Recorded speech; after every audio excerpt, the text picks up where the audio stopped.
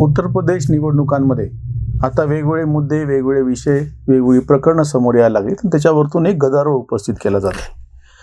आताचं जे नुकतंच समोर आलेलं प्रकरण आहे की परफ्यूम म्हणजे अत्तर तयार करणारे व्यापारी पियुष जैन यांच्यावरती धाड पडली कानपूरमध्ये आणि 150 कोटी रुपये रोकड त्याच्यातून जप्त करण्यात आली. ईडी सक्तवसुली संचालनालय एन्फोर्समेंट डायरेक्टरेट.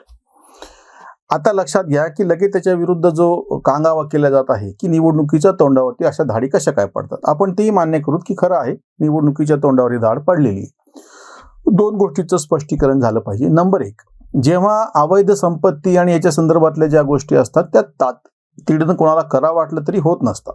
म्हणजे एखाद्याकडे अवैध संपत्ती गोळा झालेली आहे याचं एक विशिष्ट रेकॉर्ड त्या विभागाकडे असतं आणि त्याप्रमाणे त्याची चौकशी करून तुम्ही टायमिंग साधला असं म्हणता येऊ शकतं की नेमकं तुम्ही या तोंडावर केलं. पण हे अचानक यासाठी होऊ शकत नाही की हे आधीपासून त्यांचं ट्रॅक ठेवण्यात आलेलं होतं.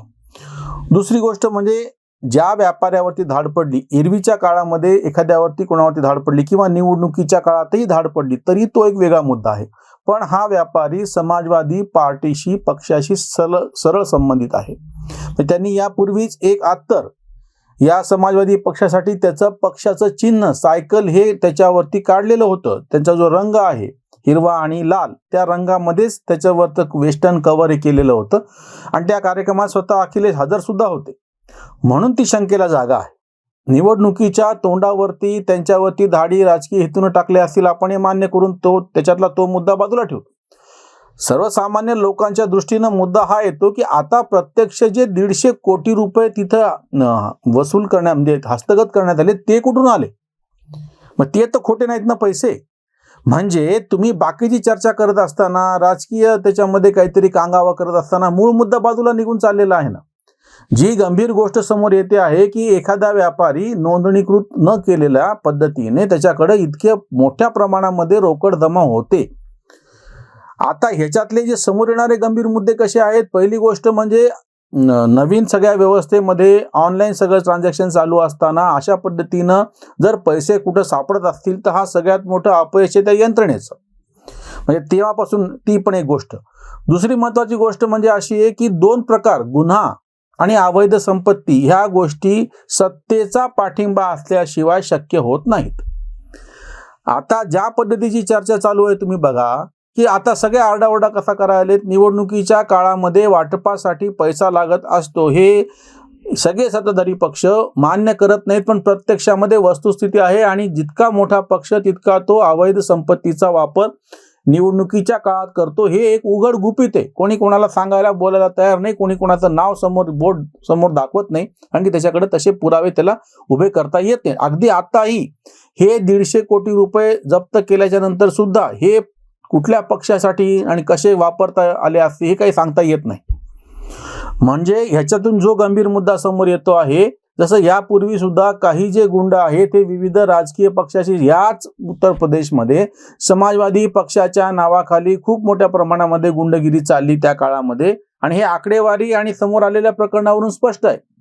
म्हणजे या गुंडगिरीला आश्रयस्थान म्हणजे तुमचा पक्ष आहे आणि तो सत्तेवर असला तरच हे आश्रयस्थान असू शकतं. म्हणून ते सत्तेवरती पाहिजे आहे हे गुंडगिरीसाठी. तसंच अवैध संपत्तीच्या बाबतीत सुद्धा कुठल्याही व्यापाऱ्याकडे जेव्हा अवैध संपत्ती सापडते तेव्हा त्याच्यावर कारवाई होती. ती शुद्ध कारवाईच्या हेतूने झालेली कारवाई असं जरी मानलं तरी नेमक्या अशा व्यापाऱ्यांचे संबंध राजकीय का असतात हा गंभीर मुद्दा आहे.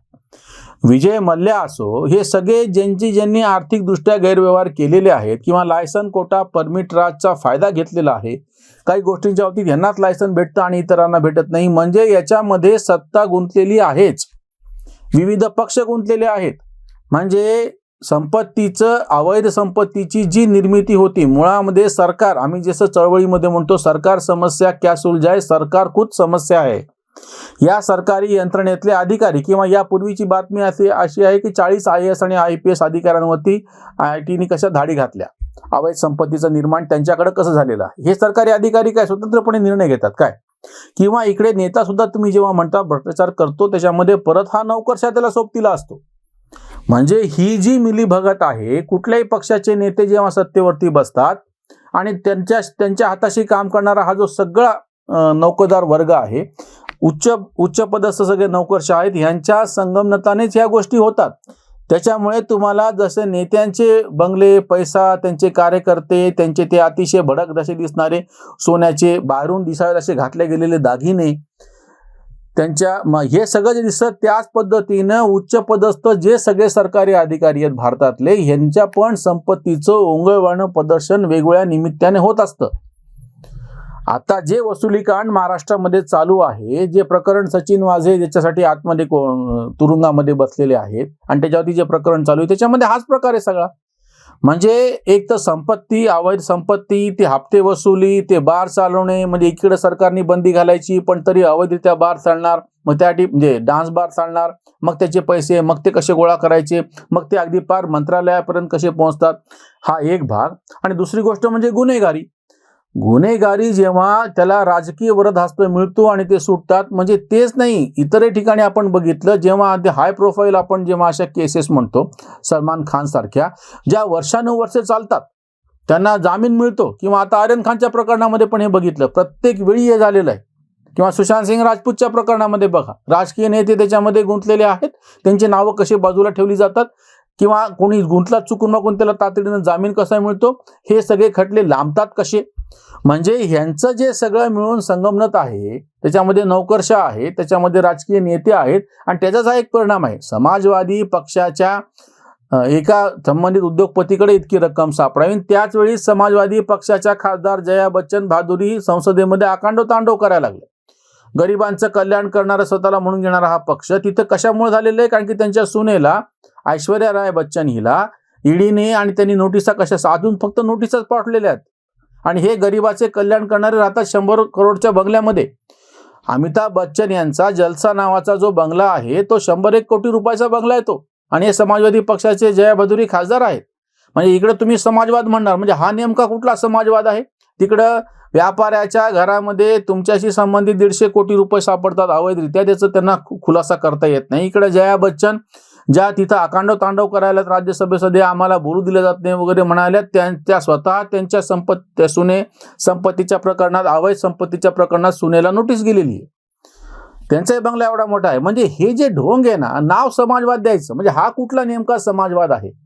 किंवा मुलायम सिंग यादवचे चिरंजीव आहे अखिलेश यादव, जे आता पक्षाचे सर्व आहेत आणि सगळ्यांनी रंगवले त्याप्रमाणे भावी मुख्यमंत्री आहेत. मग हे जेव्हा सरकारी बंगला सोडताना त्याच्यातल्या तोट्या पण गायब जातात. म्हणजे ही ज्या पद्धतीचं सरकार, म्हणजे जसं काही दुभती गाय त्याला सगळ्यांनी लुचून खाल्लं पाहिजे. आणि विशेषतः हे नोकरदार आणि नेते दोघं तिचं सगळं दूध आटून घ्यायला आलेत किंवा सगळं हे करायला आलेत. हा जो आक्षेप सर्वसामान्य लोकांचा असतो, साधी गोष्ट आहे, फार मोठा अभ्यास करायचा आणि फार मोठी आकडेवारी तुमच्या समोर ठेवायची गरज नाही.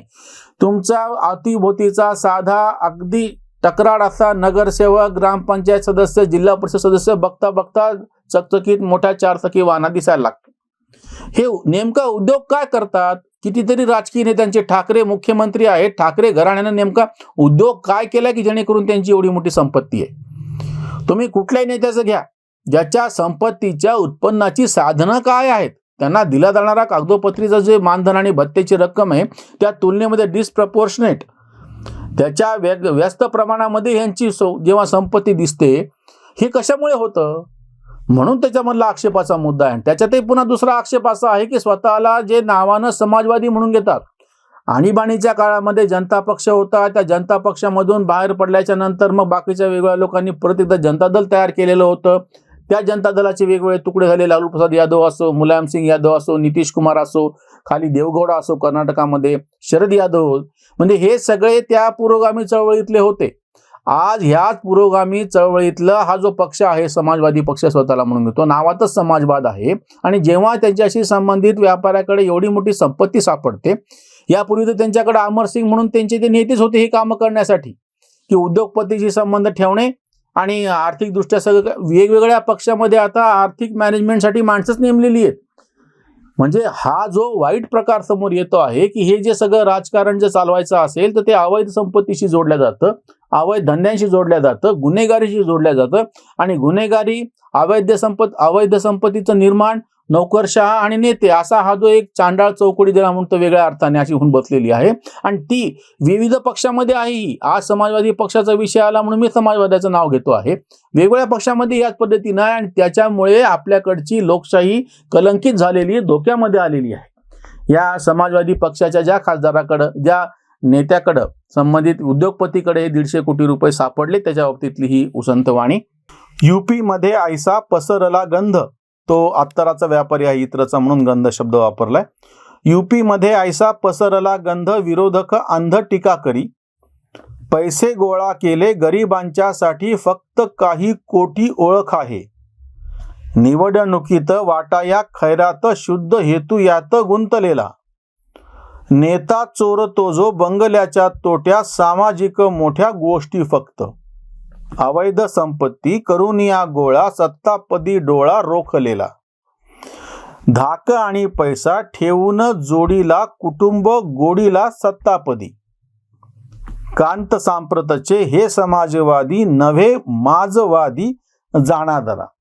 हे स्वतःला समाजवादी म्हणून घेतात, पण प्रत्यक्ष यांची कृती अशी आहे की हे जसं काही स्वमाजवादी, हे समाजवादी नाही आहेत, हे स्वमाजवादी आहेत. आणि यांना यांच्या कुटुंबाचंच, विशेषतः समाजवादी पक्षाच्या बाबतीतला असा आरोप आहे की यापूर्वीच्या निवडणुकीमध्ये लोकसभेच्या 2014च्या, त्याच्या आधीच्या, यांचे 5 खासदार निवडून आले होते आणि ते 5च्या 5 यांच्याच कुटुंबातले होते आणि 2 गांधी कुटुंबातले. म्हणजे अशा ज्या पद्धतीने हे सगळं चालू आहे, जसं काही ही लोकशाही फक्त आपल्या कुटुंबापुरतीच आहे. म्हणजे हा जो सगळा माज आहे तो स्वतः पुरताच आणि स्वतःच्या कुटुंबापुरताच आहे. म्हणून हे समाजवादी नसून समाजवादी आहेत, हे समजून घ्या. धन्यवाद.